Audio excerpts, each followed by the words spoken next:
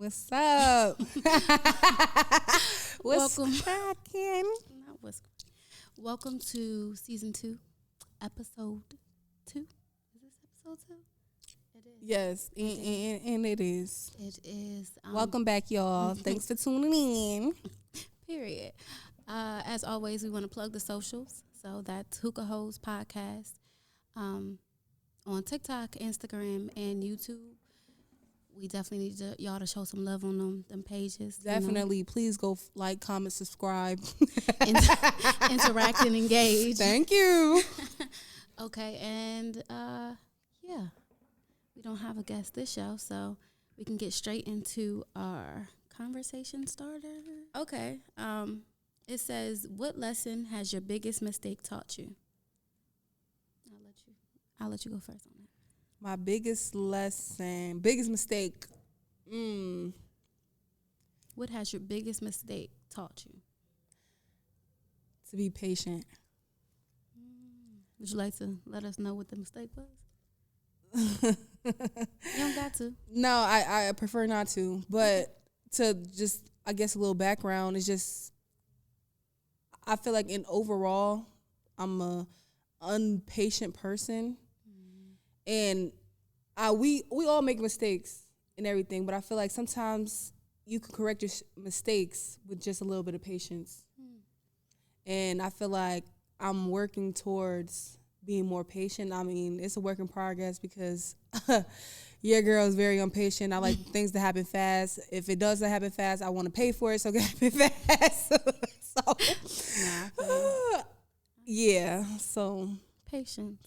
Yes, That's important. Yeah, it is. Honestly, with everything, you never realize how much patience is very important and is one of the key things to life. Yeah, honestly, and I that's one of the qualities that I really lack.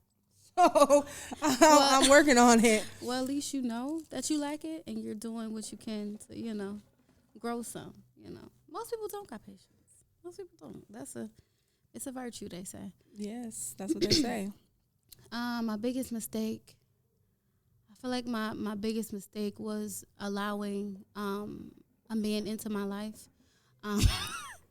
And not the biggest. Yeah, I feel like I'm very calculated. I'm very analytical about every other area of my life. So I don't feel like I've made big mistakes in other areas of my life, to be honest. But I did allow someone to come in and to lower my guards, and that resulted in a near experience that I would absolutely have regretted had it gone through. So it taught me that no matter how long the wait is, it'll be worth it. And that Definitely. If I ever decide to go back on that, likely I'm going to be very upset with myself. Yeah, I definitely very upset. Sometimes things just be worth the wait, girl. They do. Sometimes they do. All right, so today's episode was actually Shayna's idea. We're going to be talking about mental health, which is very, very important. Yes, very much so. Especially since we're a Black millennial podcast, I feel like the Black community has a very interesting relationship with mental health, so I think that's important. And then kind of going to piggyback off of that and talk about the strong Black woman trope and the lack of spaces for Black men to be vulnerable. So I'll allow Shayna. Yes, thank you. Get it off. Thank you for giving me the floor. No problem. So recently I went through some mental health things over this past week. Obviously, you don't know what, because I don't know the what neither. I just felt really down, and I just felt like I didn't want to talk to nobody. I didn't want to be on any social medias. Like, don't call my phone. Phone is on do not disturb. Literally, do not disturb me, because literally my mind, I felt like it was just all my thoughts like bottled into my mind, like, honestly. And I didn't know how to, like, escape what I was thinking. And not that they were bad, anything bad, like, trying to commit suicide or anything like that. But it was definitely, like, took a toll on me where I just didn't want to be bothered with anybody. And I feel like it's very important to talk about mental health because I feel like a lot of people don't know what to do with mental health. And I was like, damn, what can I do? What can I do to get me back into to myself or whatever? And I was like, shit, what the fuck am I gonna do? Right. Like, I'm not gonna sit in my bed all day and be depressed, you know? So literally on my iPad, I have a journal in there. Okay. So literally since then, since Sunday, I've been writing in my journal. Well, not Sunday. Sunday I was down. But Monday and the rest of this week, I've been writing in my journal everything that I've been thinking about. I just think like for me, I really just want to be successful so bad. And it's just like, dang, what I need to do this, I need to do that, you know, and it just gets your minds all discombobulated and stuff. So I'm like, let me write down everything. And literally, I swear that shit helped me a lot. Like, and just praying and meditating. Now I meditate every morning to just clear my mind. Yeah. Like, I put on YouTube, and it don't be for long because my attention span is not that long. But I do it for at least 10 minutes and meditate every morning when I wake up, and I pray to God first and just say thank you, you know, for waking me up today, you know, because these niggas ain't making it out here. Woo, the ghetto.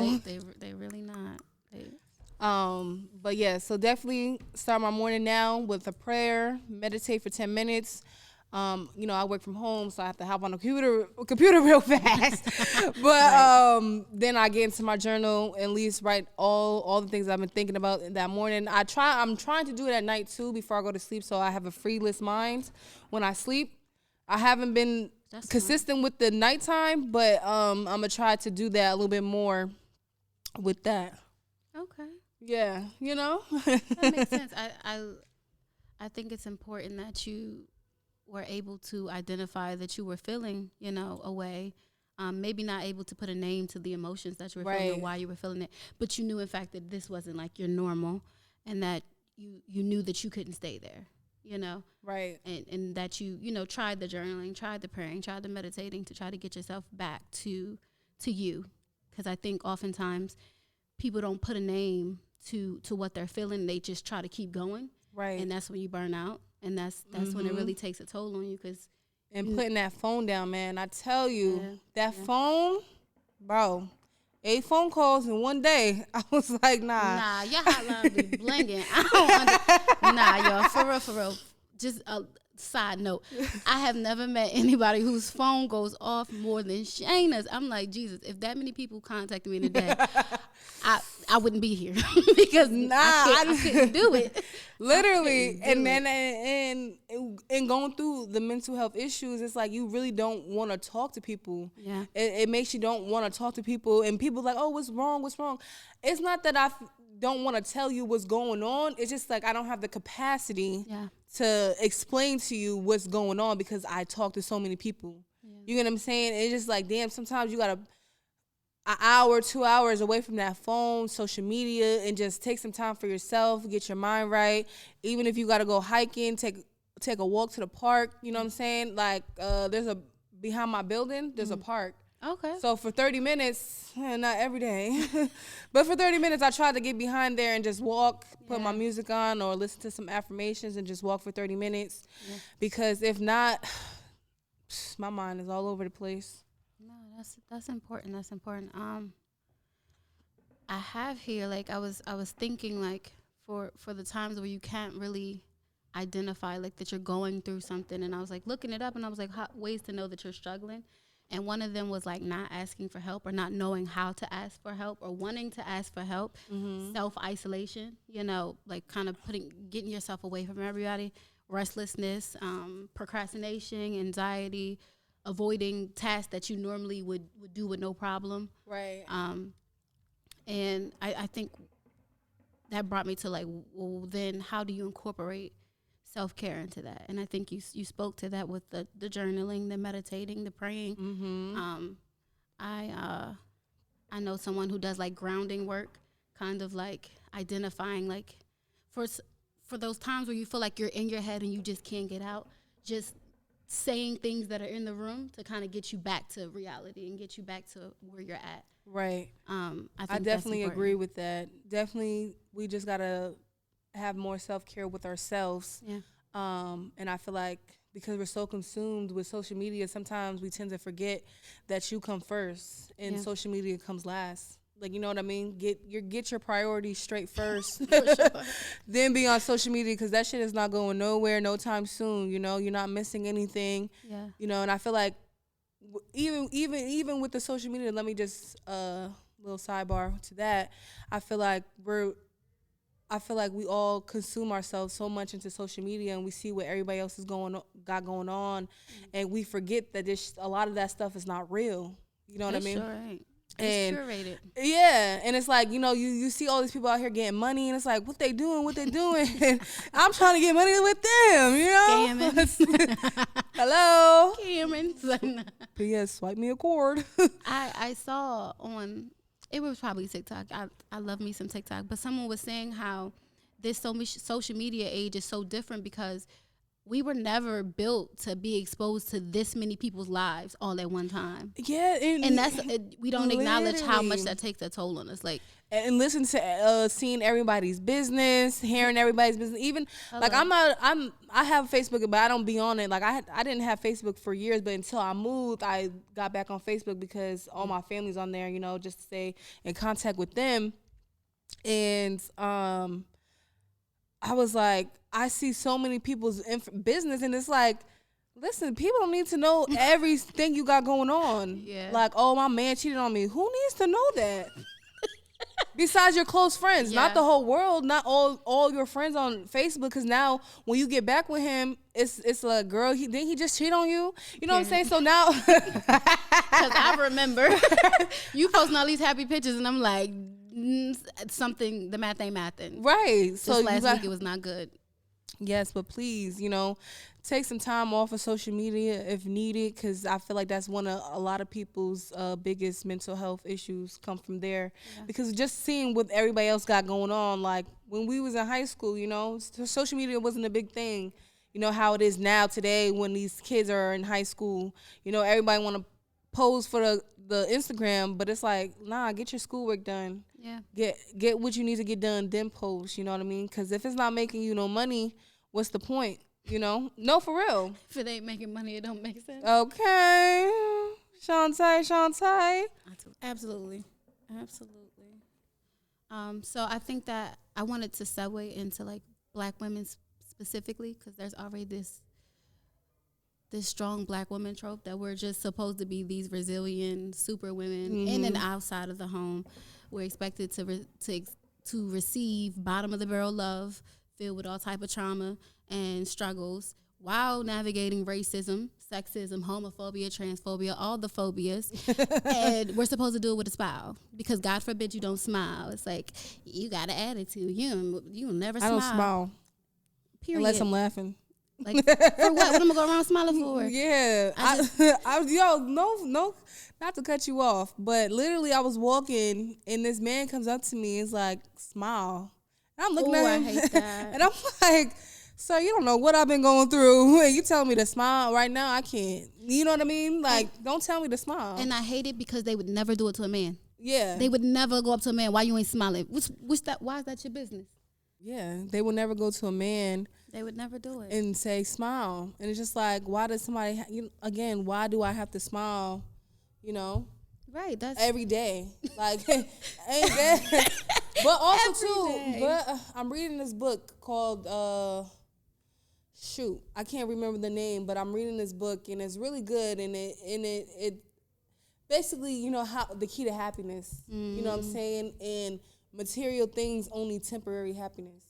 Oh, for sure. And yeah, but most people don't understand that, you know. I feel like you want something, but like, for instance, for a new iPhone to come out, oh yeah, I'm about to get the new iPhone or whatever, but that's only temporary happiness, because after a while that phone ain't gonna be that happy to you, and now you back depressed. Yeah. So it's definitely teaching me a lot of things that to be more happy about and appreciate what you do have versus what you don't have. And I was talking to my friend Tavares about that this week, and he was saying the same thing. Like, you just gotta find yourself and find out who you are and who you're meant to be. Yeah. Is really the key to happiness.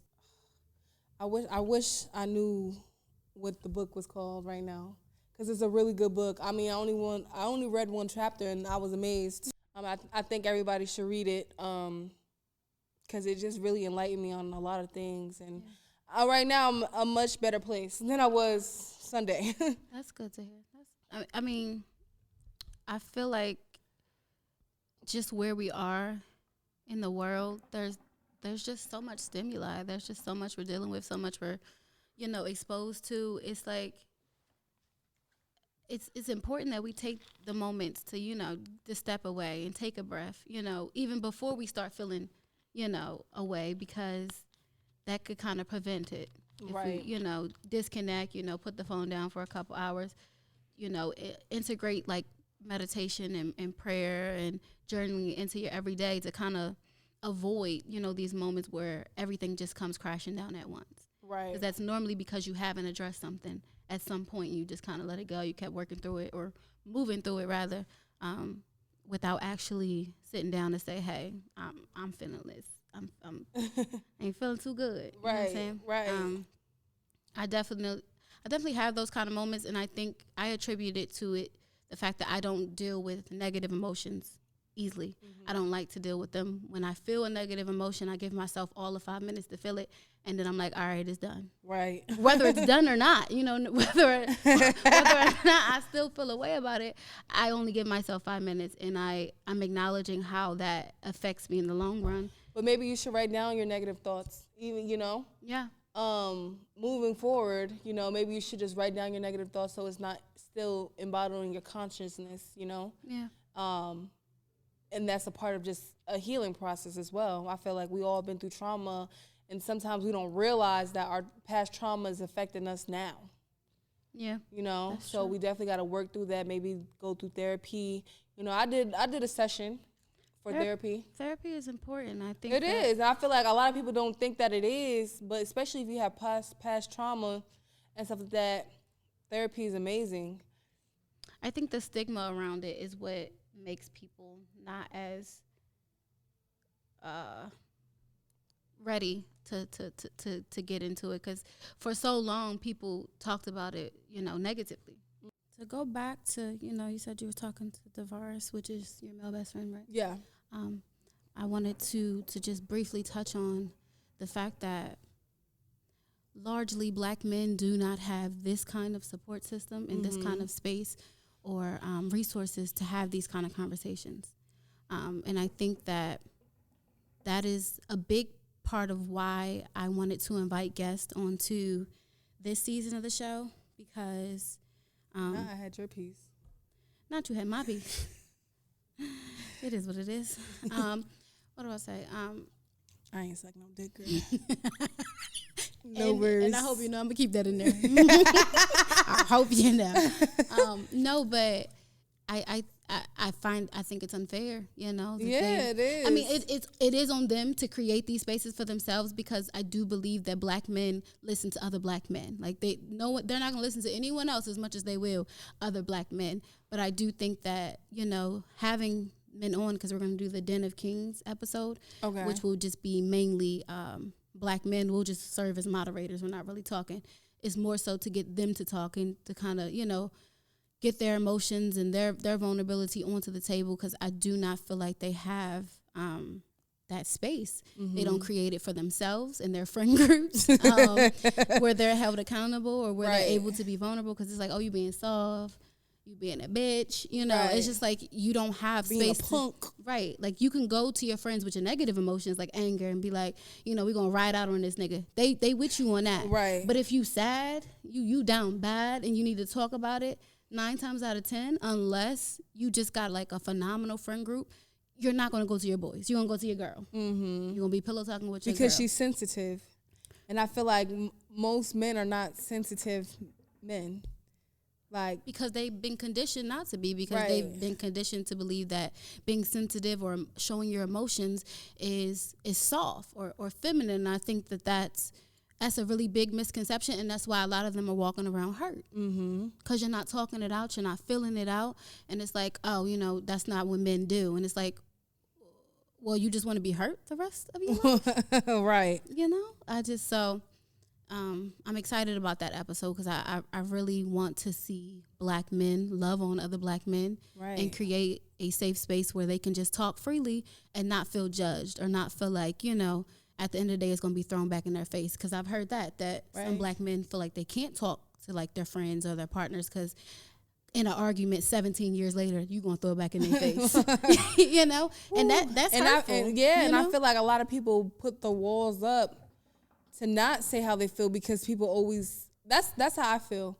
Like, even myself, like, I don't say too much to people about my personal life. You know what I'm saying? Because I feel like people would throw that back in your face. Yeah. There's been a time where, you know, when I was younger and that happened to me, I'm like, yeah, I'm never saying exactly, you know, my personal business to nobody again type thing. And I feel like that's the way men feel as well. You know, they say, because people start looking at you crazy, like, what? Yeah. What you say? But no, for real, though. Like, and they don't have the opportunity to really get out what they need to say because they fit in fear. And maybe that's not a good word to say, in fear, but no, it's fear. I think it's fear of what people might say and how people judge and all that stuff. Yeah, it was a post on TikTok where which the woman was foul. She was wrong for this. She's in the wrong. I have no problem. People call me a womanist all the time, but I don't play the double standard. So if I think something's wrong, woman, man, non-binary, doesn't matter, I'm gonna call you on it. So she had posted, I guess they were on FaceTime, and he was like sobbing, crying, like ugly crying. She took a screenshot of it and put it on her TikTok and basically was clowning him for it. And so another guy creator like was talking about it. He was like, well, this is why men, you know, don't talk out their feelings because y'all do stuff like this. But something else he said really got to me. He was like, because he's probably getting clowned in his group chat right now. And I'm like, that's the problem. Not only was this girl wrong, but his friends would be wrong too to be clowning him if he's sad about something. Like, you because obviously they can't go talk to y'all. Right. And now he can't go. Now he can't trust his woman. He can't trust nobody. Right. You know, you might have to go trust your mama. You might have to talk to your mama. Okay.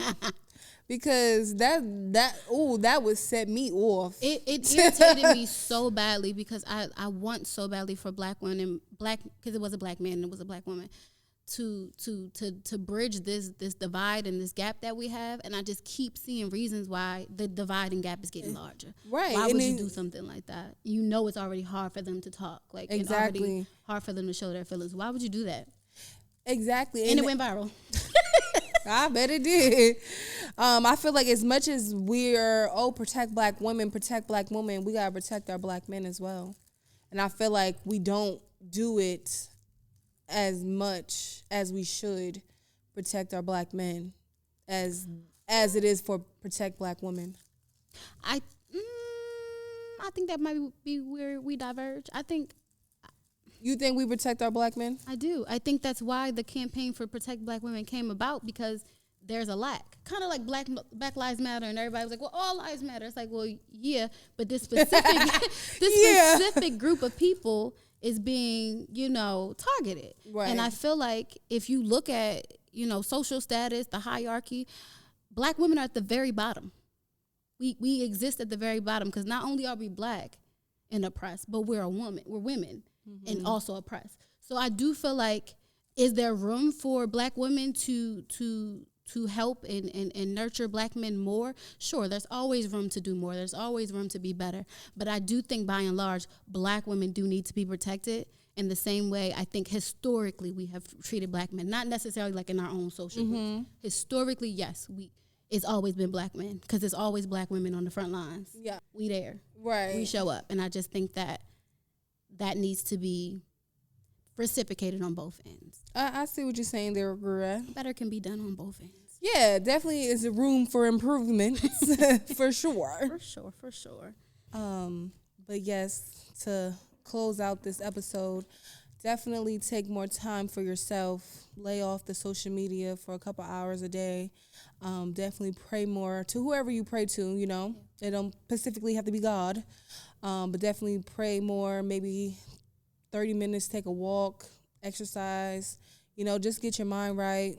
Get in that journal, you know, and write down your thoughts. If your mind is being too bottled up, you know, get that down.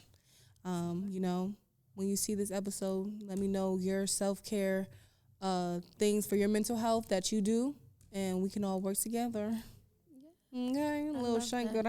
I love that. I'll actually put a post on Instagram, and everybody can go under, and even in the YouTube comments, you know, and tell us what your self-care tips are. Right. But until then, I hope you guys be well. You know? Yes. Thank you for tuning in. Thank you so much. Bye.